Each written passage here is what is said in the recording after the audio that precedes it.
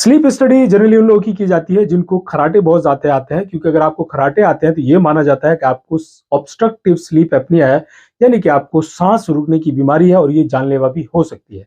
Sleep study के लिए आपको अस्पताल में या आपके घर पे पूरा सेटअप लगा दिया जाता है।